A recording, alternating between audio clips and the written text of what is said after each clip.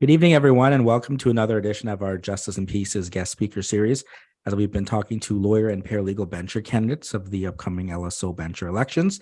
As always, the interview here, the views and opinions are of the candidates alone, and they don't reflect me, Justice and Peace's Trials College, or any other education institution or organization I'm affiliated with. This evening, we have Daniel joining us. So first of all, Daniel, thanks for taking the time and speaking with me. Perhaps we can get started. You can tell me a little bit about yourself. Sure. Well, I spent almost a quarter century in business, and my main accomplishments or my main durations or tenures in business would have been in film distribution in the 90s. Film distribution was a very challenging industry in the 90s. You had the advent of CNN in 1980, and then you had the internet in the mid 90s. And both of those technological advancements or changes created lots of problems for film. Some large Hollywood ventures went out of business. MGM and Orion both went bankrupt during the 90s. And when I was operating a film distribution company, our unit price went from $900 to rent an educational film to $225 overnight. So there was a 400% price deflation. And ultimately, that company necessarily went out of business. It just couldn't sustain itself. And I'll circle back to that point in a second. In the early 2000s, I was in senior management in one of the early .coms. So we were helping many businesses discover the internet from about the year 1999 on. And I mean, in those days, when you would call up a business to talk to them about the internet, the questions were, well, what is this? And why do I want it? And you'd have to spend 45 minutes showing them how to turn on the computer. And we had one of the reasons I got into law was we had real difficulty with client retention. We would be charging, let's say, $200, $400 a month, like a phone bill, and people couldn't understand how the internet worked, how it got them business, because it was doing it in a silent fashion behind the scenes. And we would sign up clients and lose them. We had less than a 50% client retention rate. So I got the bright idea as a senior management person to start suing people because it was just unsustainable. Eventually around 2006, that business model went under, and the company got in bed with affiliate managers. And we went away from retail, and we got into the back end in a big time, and profits increased tenfold. The reason I bring these two incidents up is that whether you're talking about film in the 90s or the trials and tribulations of .coms in the early 2000s, I was in senior positions in both enterprises, and they were losing propositions due to market factors far beyond my control. And I spent many years keeping companies alive that shouldn't have been alive and ultimately died. And I think that is a really useful perspective, not only because I have copious business experience, but there's an analogy to paralegals, and we'll get into that a little later. Paralegals, for example, with respect to convocation, being only 5 benchers as compared with 40 L1 benchers and 8 lay benchers. So similar to my business experience, paralegals find themselves as in an underdog role with respect to paralegal aspirations. And I bring hard-earned creative experience for many years into how to come from behind and play the underdog card. All right, so that brings us obviously to the 2023 bencher elections. And Daniel, why are you running for bencher in the election? Well, I successfully helped manage one of the successful benchers 4 years ago, and you can figure out who that was. I'm not going to mention it, doesn't matter. So, I had some experience with this, and I was coming around and I thought about it and I thought, well, what would I really have to say? So I spent some time thinking about what would I have to say. And, you know, regardless of a person's politics, I think there's a tremendous amount of merit in digging deep. Whether you're a lawyer, paralegal, member of the public who's interested, it really merits digging deep into how the current P1 license came about. We have a lot of chatter beginning in 1985 that led up to the licensing process around 2006. Paralegals are now 15 years in as P1s. And it occurred to me that access to justice could be just a slogan, but it's not. It's actually, if you really look at it, access to justice is really a form of affirmative action.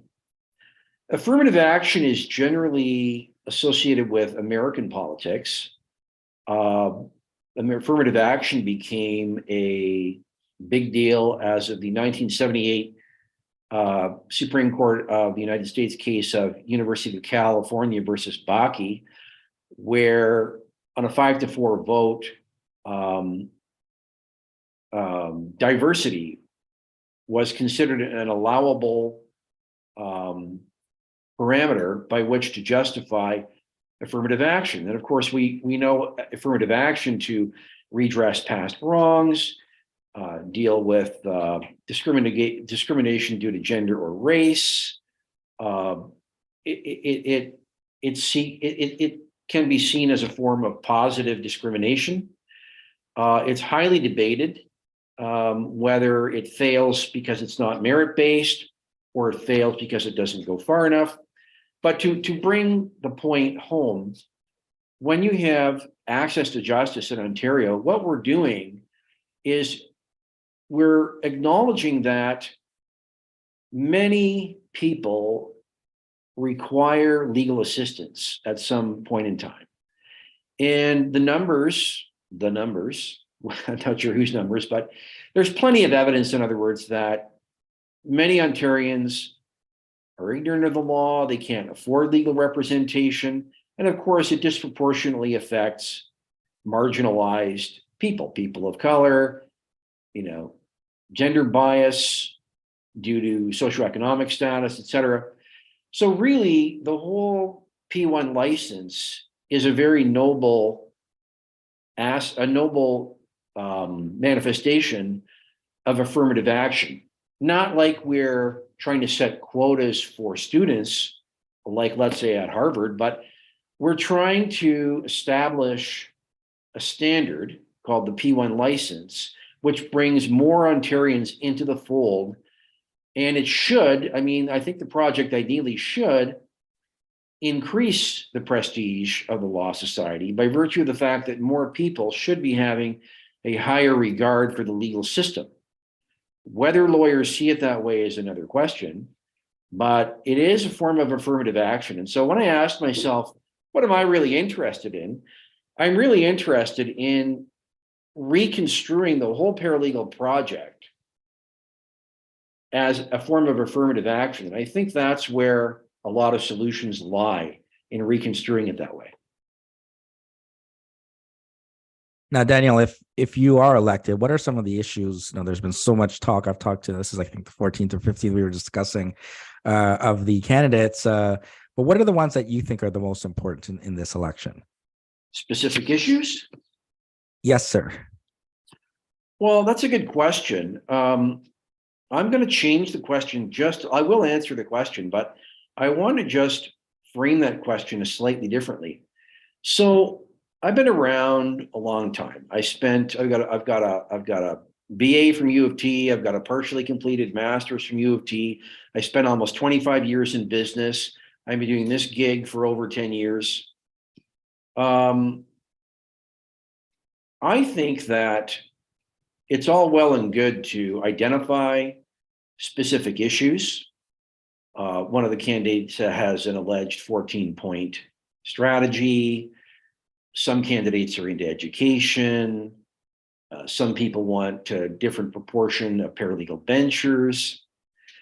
I think all of that is great to discuss, but when we talk like that, we're talking about tactics, and we're not really reaching far enough to strategy. I'm the best candidate to strategize because I've got the most experience in the real world, and I'm very pragmatic.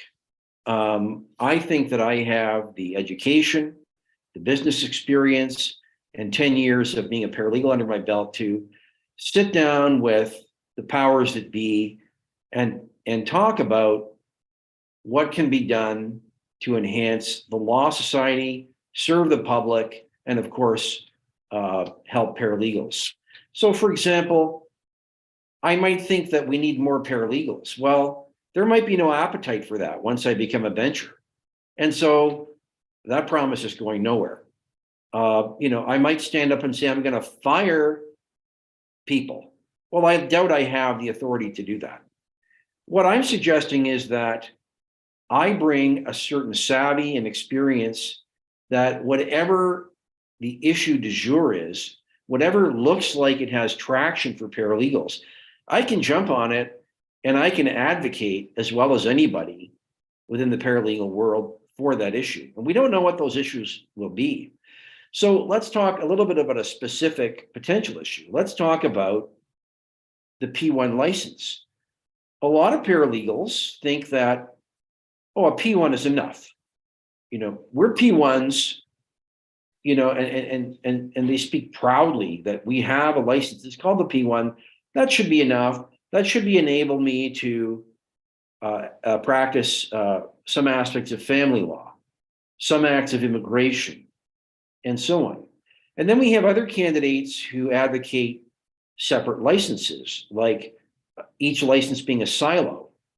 You need a specific license to do divisional court. You need a specific license to initiate appeals.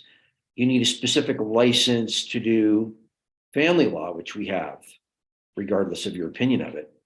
And I think the answer to your question of what do I think is important is you have to hit the ground running, rapidly take the pulse of the lawyers and find out what they're interested in, because nothing is happening without the lawyers saying so. It's just a fact. And I'm suggesting that I would rapidly start making connections, find out the temperature, find out who the other successful candidates who are now benchers, and start finding what pragmatically, what is the shortest distance from A to B? What are the issues that we can promote for paralegals? And we don't know what those are yet. So let's look at that sort of approach, right? Because I've had talked again with other candidates that they have this ideas, and then the next question is, well, how are you going to convince, at least if I do my math correctly, 14 of the lawyer bencher candidates, plus all the paralegal bencher candidates, plus all the lay benchers to get to 27, assuming everyone shows up and it's, 26 vote to pass, right? And I think there's like the treasurer's vote anyhow, but how are you going to get whatever the idea is, right? You talked about building connections, right? And in some, so in this election as well, there are 5 candidates running that are part of the Good Governance Coalition that, perhaps, again, we don't know if any of the good governance lawyer bencher candidates are going to get elected, but perhaps that helps them build connections because they've campaigned together. But what do you see in terms of building those connections? Because ultimately you can say the P1 license is good enough, we don't need to do any more. But the 40 lawyer bencher candidates will say we don't agree, and unfortunately then your idea doesn't go any further, right? So how are ways to kind of find that balance? Because if you can't get it through convocation, it's a non-starter. Yeah, it's 100% backroom lobbying. It starts and ends with backroom lobbying. You have to be able to present yourself as somebody who looks and sounds like they know what they're talking about. Not like no one's going to be running around testing each other's legal knowledge. This is about the real world. Who looks and sounds like they understand the real world? And how can you ingratiate yourself to your various colleagues, lawyers, lay benchers, what have you? You know, who's got the elevator speeches? Who's got the vision for paralegals that can persuade non-paralegal colleagues that paralegals are a good idea? Well, I've already alluded to my vision. My vision is to see paralegals as part of a much broader initiative to that goes beyond access to justice to something like affirmative action, where we're really making Ontario the pride of North America. I mean, paralegals are pioneers. As much as we should be proud of being paralegals, we have to understand we're also a curiosity. Some people are expecting and waiting for us to fail. So, you have to be able to walk the walk, talk the talk, one at a time with all of your various venture colleagues and persuade them that you've got ideas that work.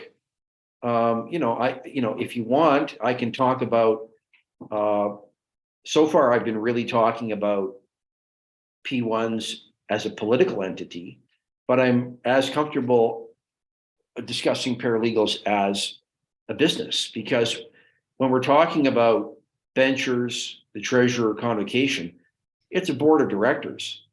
This is a business. It is incumbent upon paralegal ventures to understand business and see it as a business. I spent a quarter of a century in business. I ran companies. I hired and fired. I produced strategies. You have to persuade these other ventures, lawyer, lay people, that the law society is a viable business model, and it can be the pride of Ontario if it helps more people in Ontario get more benefits out of the legal system. So the answer to your question is, how do I do it? It's one at a time in backroom lobbying. That's the answer. Now, I guess kind of going back a little bit there, in terms of obviously the strategies, as you point out, of kind of getting things from maybe a concept into perhaps a reality.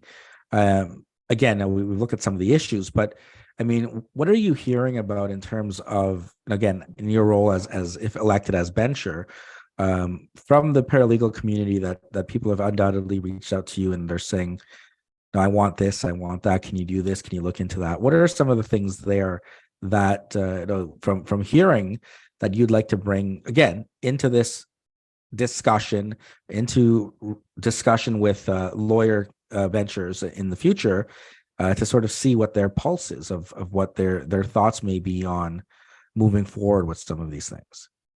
Well, yeah, that's a kind of an interesting question. I mean, when I first came up with my particular motivation for doing this, and wrote my pieces, which you can see on betterparalegals.ca.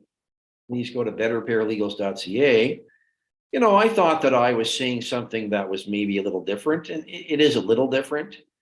But as I've been in this selection process, I've been somewhat surprised, perhaps pleasantly surprised, that everybody seems to understand that ultimately it's about the lawyers. I mean, we all get it. I didn't realize that everybody did get that, but we get it. It's about the lawyers. But where people diverge is, some venture candidates are antagonistic. They think that if they make enough noise and are difficult enough, that the lawyers are going to cave in and listen. I really doubt it. We've got the Good Governance Coalition. And by the way, I mean, does anybody want bad governance? I mean, good governance, we all want good governance.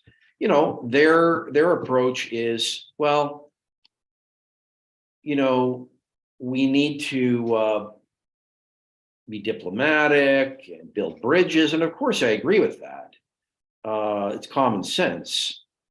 My concern with that attitude is it's a little bit of getting like going along just to get along. Like I don't get that that approach is actually going to do anything new or different. It's kind of like some people want convocation to be functional.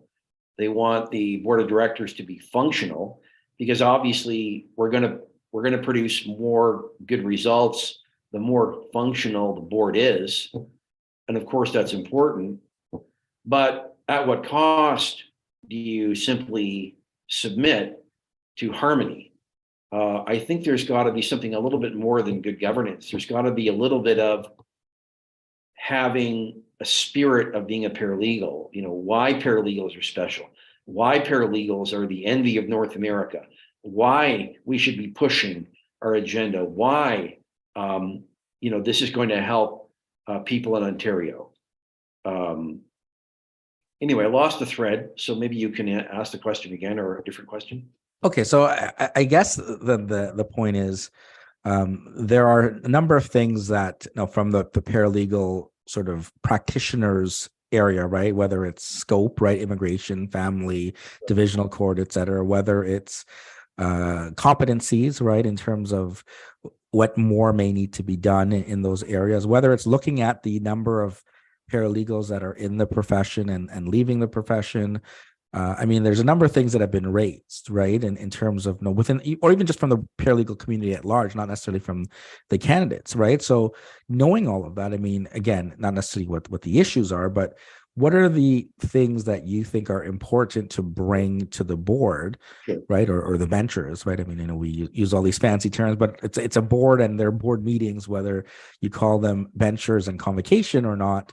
But what do you sort of see in terms of your role, if elected, in bringing all of that, and then using your strategies, backroom, diplomacy, or however to get the votes to move them forward? Okay, so whether we're talking about expanded scope, separate licenses, different proportion of paralegal, the organizing principle for the whole thing, regardless of what particular tactics you want to work on, is competence. I think the lawyers, for cynical reasons, lawyers are concerned about lawyers typically are concerned about the money they make, which is reasonable, but they also are equally concerned with the prestige. The LSO and the LSUC, I think it's been around for over 200 years. Prestige and money are top concerns for lawyers. And I think on a more cynical note, lawyers are hesitant, reluctant to give paralegals much rope because they're concerned, rightly or wrongly, they're concerned that their pocketbook and their prestige may suffer. That is a legitimate point of view. I'm not going to evaluate whether it's good or bad. It would depend on the particular person we're talking about. But I think that to the extent that that is a legitimate point of view, the organizing principle has to be competence. And I don't mean that I think paralegals need to be more competent, although anybody could always be more competent. The issue is that's what is going to win the day with lawyers.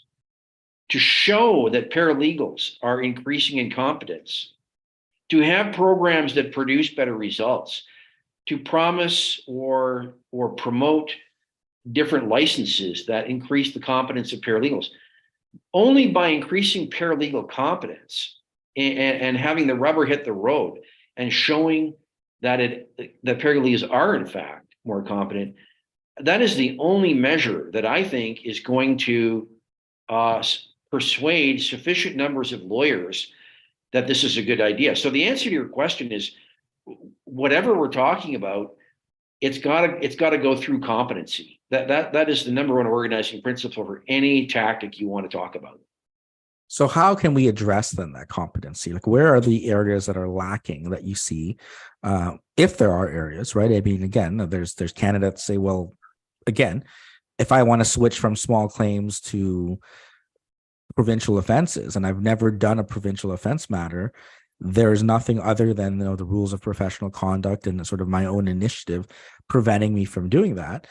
But if I wanted to do immigration now, and let's say that scope opens up, you're going to say, what about competence, right? You've never done immigration, but how is that any different just because this area was closed off before, whereas POA wasn't, right? And then you're going to have others that'll say, like you said, a different sort of uh, silo effect, right? Of okay, you need a license for family, you need a license for immigration, you may need a license for all these other specialties, however you want to look at it, but then that addresses competence Sure.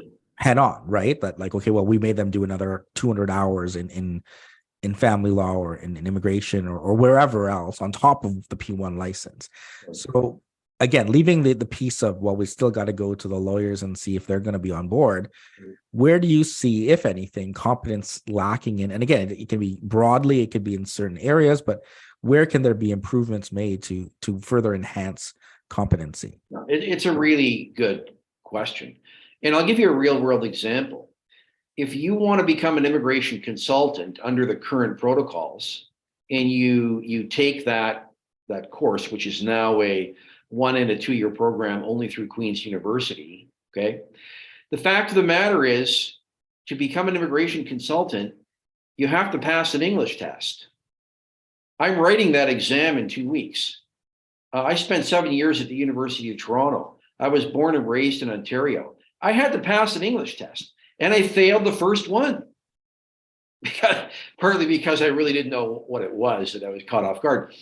But there's an example of our colleagues in immigration that require licensees to have an academic facility in English. And I can tell you right now, of the 30 or 35 people that were in my immigration class some time ago, a number of them will never become licensees because they can't speak English. Now, you can say, oh, well, that's discriminatory. Well, yes, it is. But you know what? Some discrimination is valid. I mean, let's talk about, I'm just going to digress and come back. Let's talk about lawful discrimination in employment. Well, there is such a thing as lawful discrimination. What you look like when you show up to work can get you fired. If you show up on Monday morning with a mohawk and you don't want to change, you can be fired. Performance. If you can't perform the job, you can be fired. Those are discriminatory and they're legal. Now, should a law society licensee have an academic facility in English? I'll bet you 99% of lawyers would say yes, they should. Why doesn't the law society require licensees to write an academic English test? There's almost no measure of English competency when paralegals become licensees. So to answer your question, there's an area where competence can be shored up. Not to the delight of my colleagues who are watching this, I am sure, but to the delight of lawyers whose vote matters. What's another example? We can encourage more CPDs, for example. I think there's no shortage of need of paralegals to have access to cost-effective, effective courses to help us become more competent in any area of law. So I don't think there's an easy answer to the question. I think, like my previous answer, it's about backroom lobbying. It's about finding paralegals or some lawyers who are just willing to bite the bullet and help. You just got to find people who want to volunteer their time and help. And in terms of colleges, I haven't really done a study of colleges, but I do think there's probably a big difference between a 10-month course at Trios that you're familiar with and a 2-year program at Humber or whatever. Maybe we can take a look at education standards, make them more uniform, brush them up. I mean, we often go to change the exam. Okay, well, the exam. That's one thing you can do. I think we recently added more practicum hours. That's another thing we can do. Maybe we can add better modules in the 10-month programs.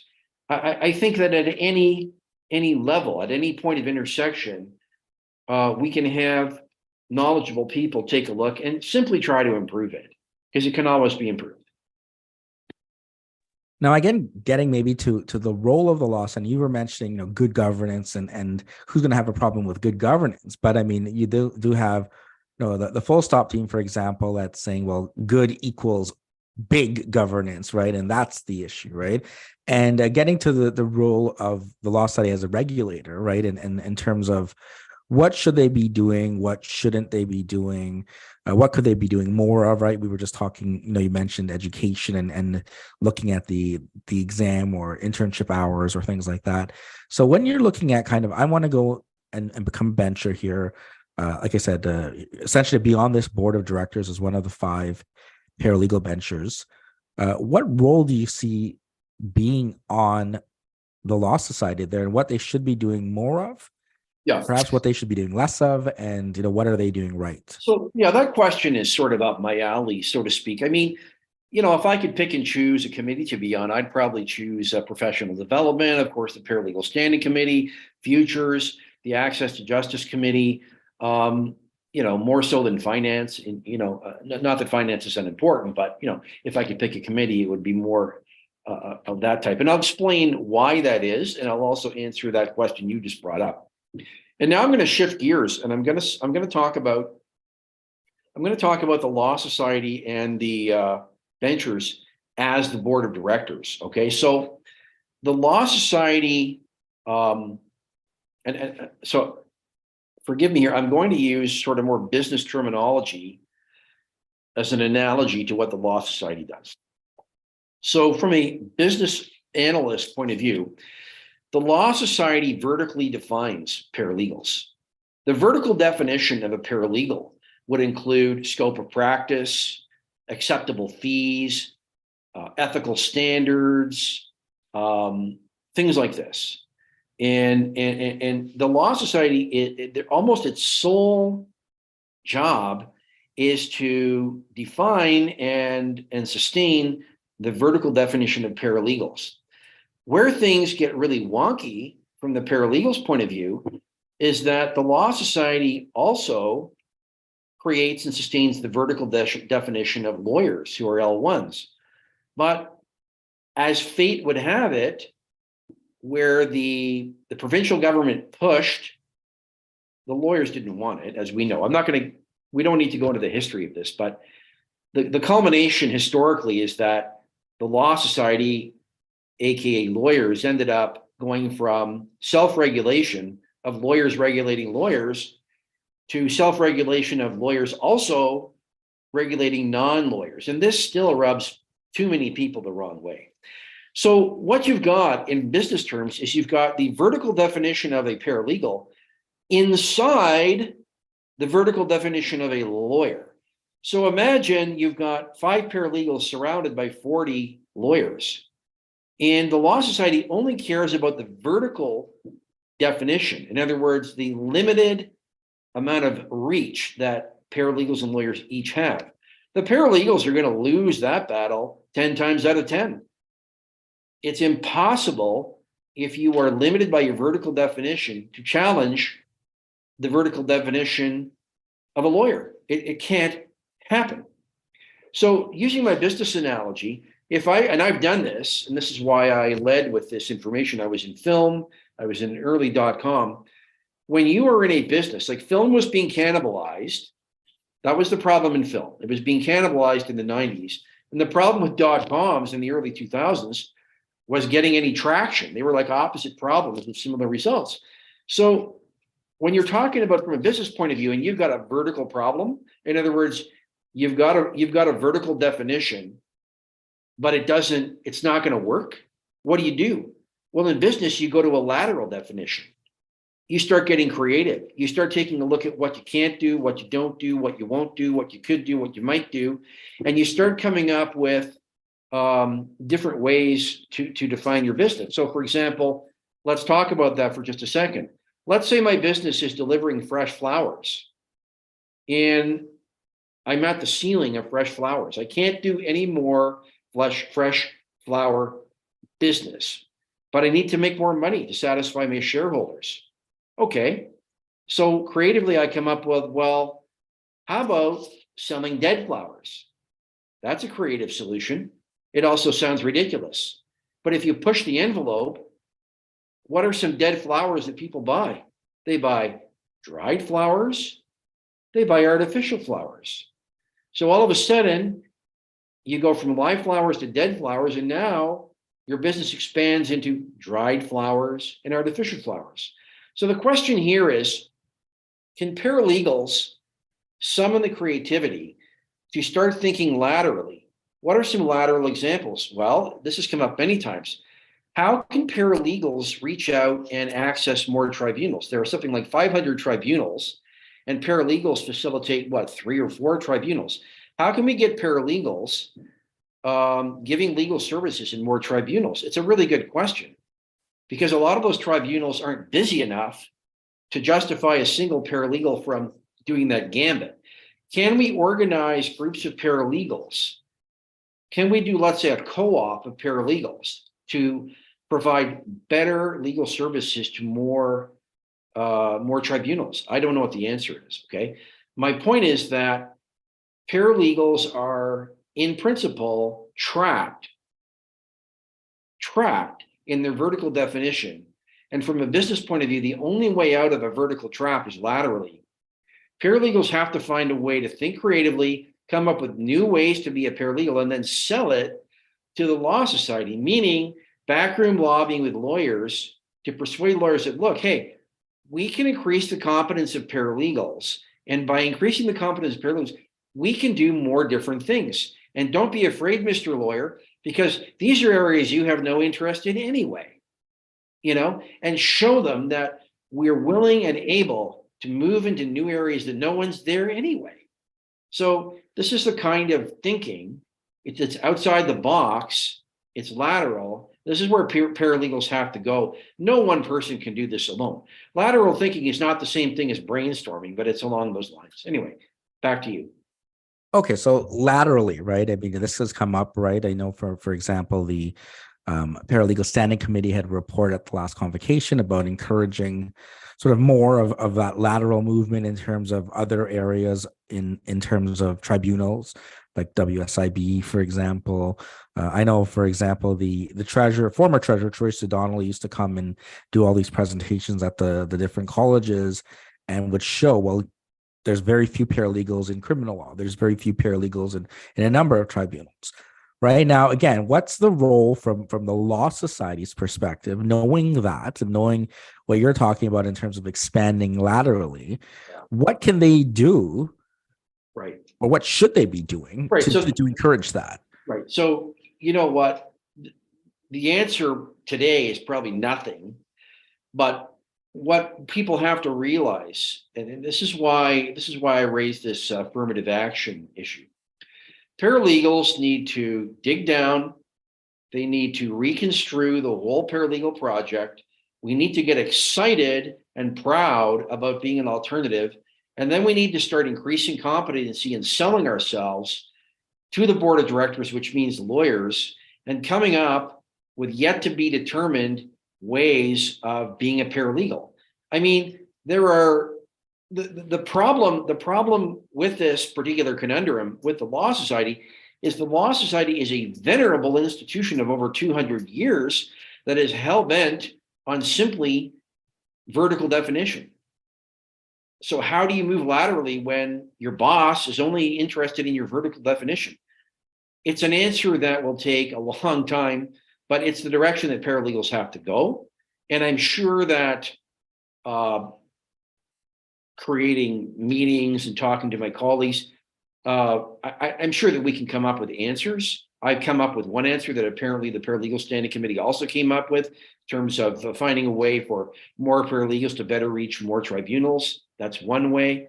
I don't have any off the top of my head, but this is the direction paralegals have to go. And of course, you're doing that possibly, risking the ire of the law society, possibly risking the ire of lawyers who just think you need to stay in your lane, Mr. Paralegal.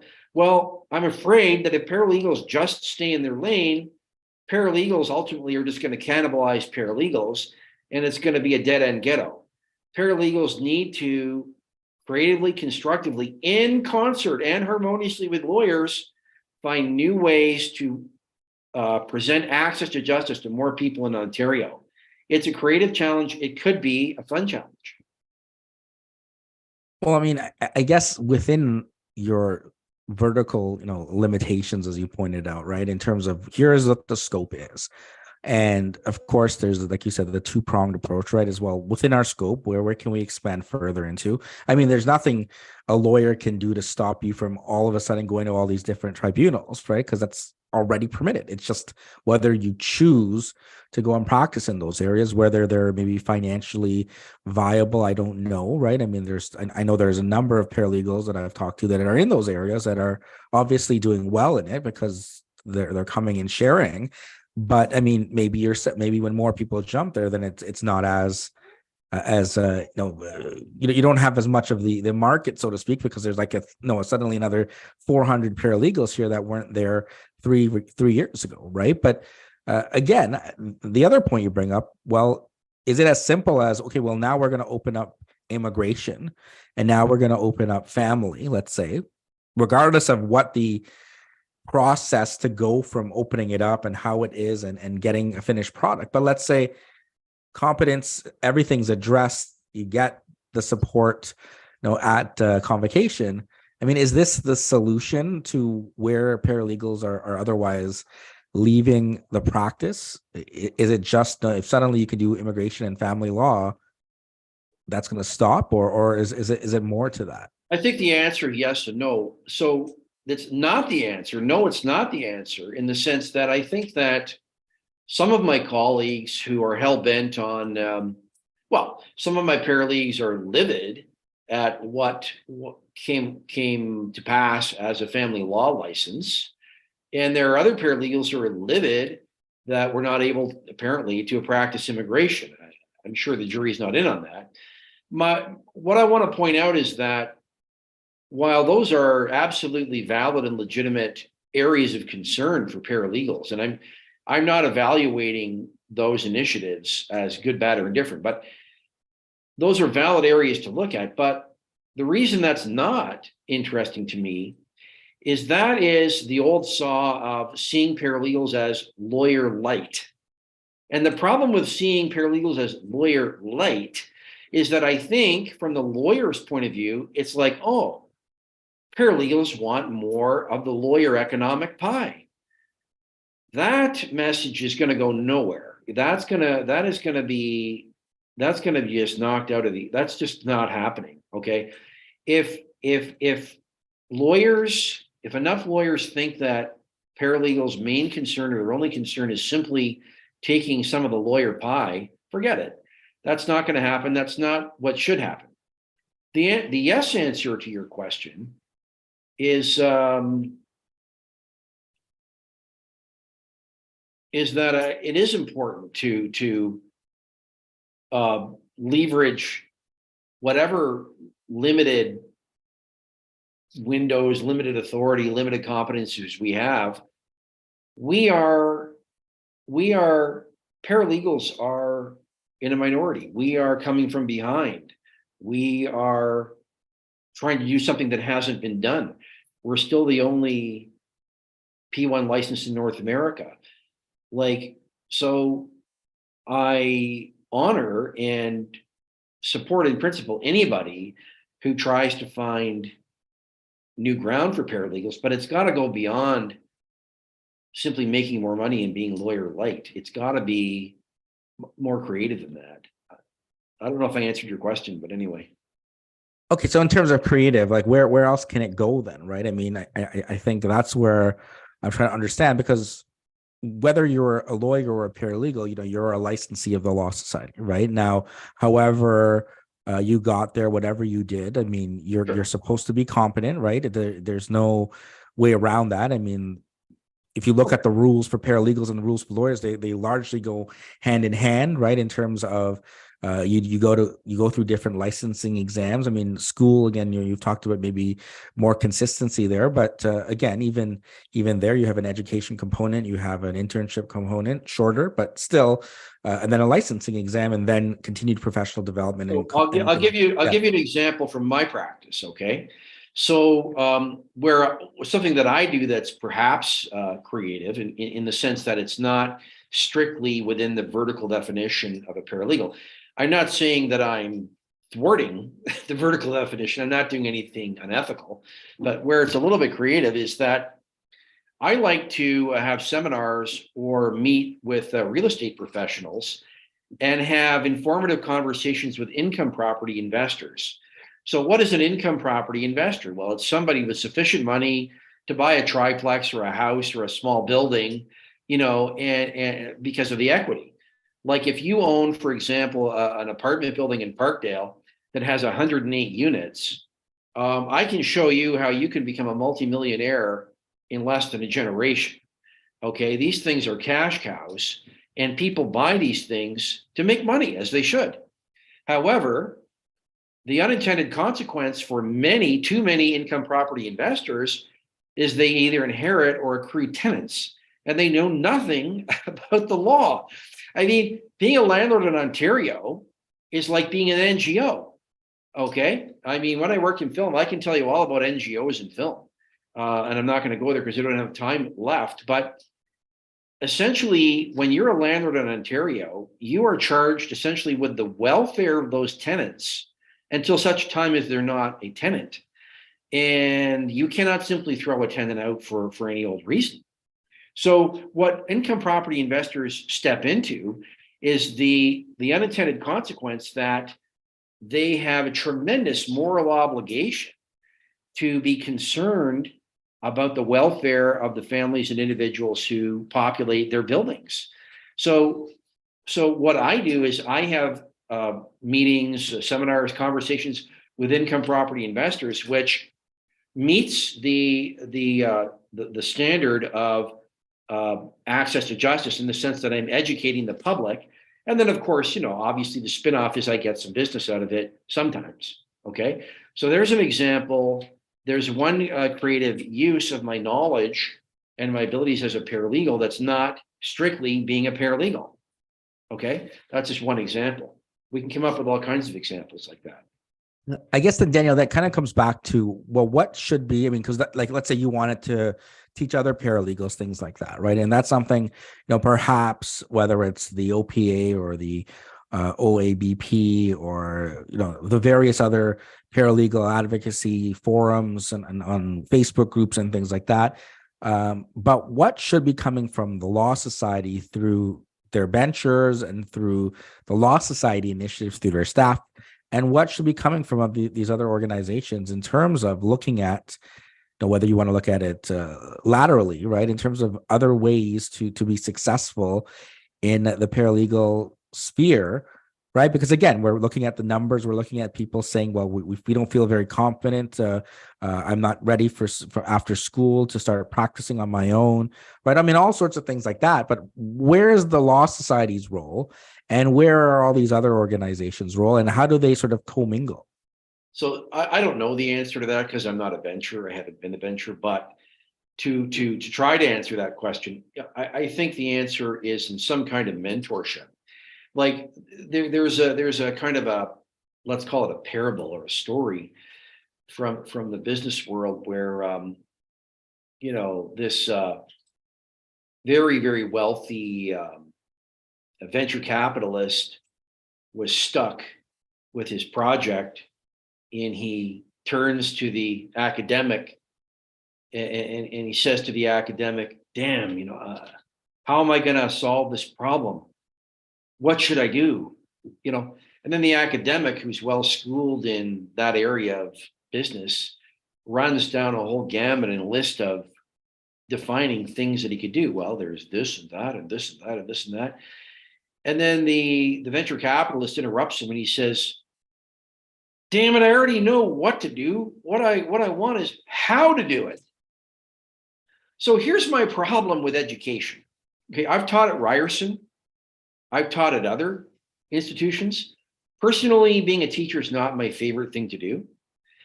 And my problem with education, obviously, education is a good thing. I'm not saying education is a bad thing.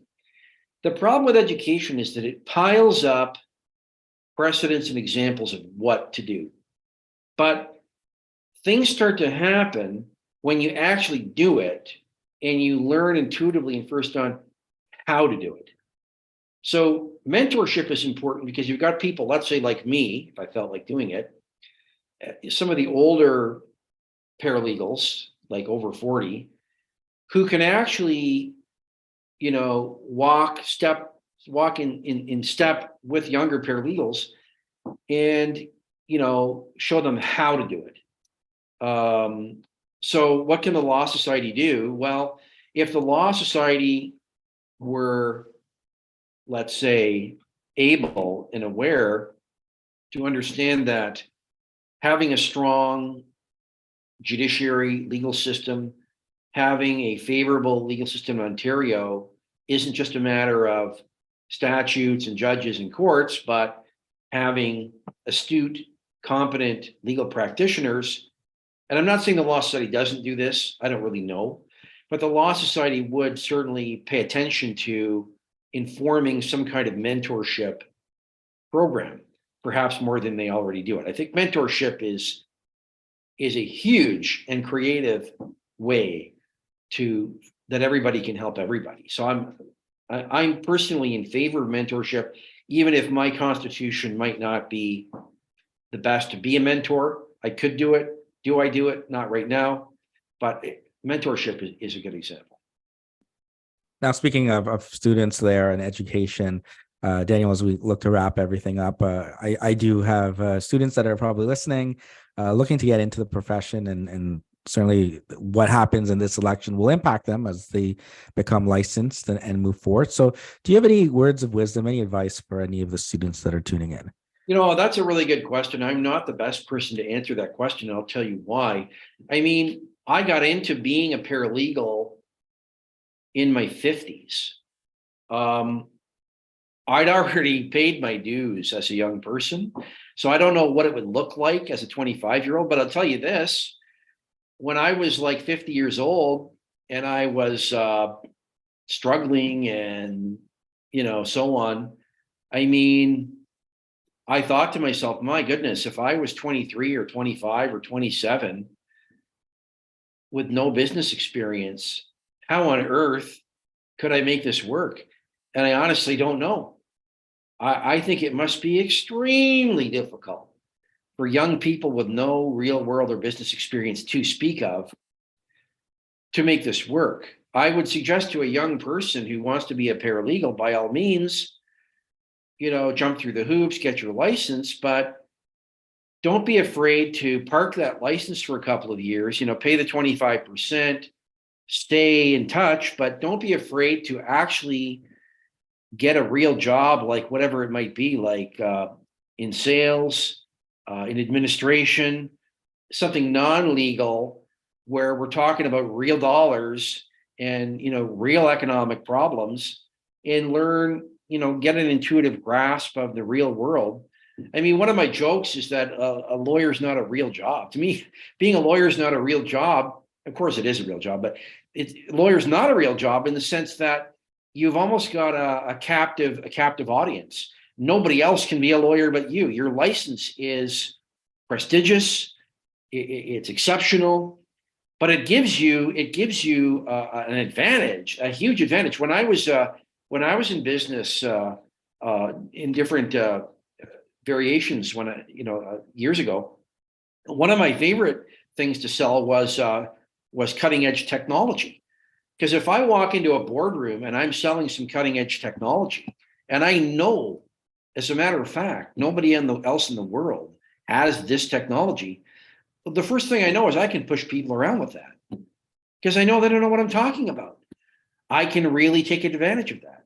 And so what I'm saying to young people is understand if there's a way that you can learn the pace and the intensity of actually making money, actually having to drive profit, this is an advantage that, in fact, some lawyers don't have, because some people who are lawyers, they went to university at 17, 18, and now they're 45, and they've never seen beyond a book. And if you've got some real world business experience, you're one step ahead of them. And people feel it, and people see it, and people will give you business if you look and sound like you know what you're talking about in a real world sense. And Daniel, thanks again for taking the time to join us here today. Final question for all the paralegals that are listening and have up to 5 votes in the election less than a month away now. Why should they use one vote and vote for you, Daniel? They should they should use their vote and vote for me, because I have more savvy and experience than many of the candidates. I have sufficient academic education, sufficient senior business experience, sufficient legal experience that I can hold my own, and I can change gears, and I can advocate for just about any paralegal issue in any way you need it. I'm versatile, I'm adept, I'm savvy. I just think I'm a superior candidate from a real world perspective. Perfect. So thanks again, Daniel, for taking the time to talk with us. And thanks for everyone for tuning in. Take care. Thanks.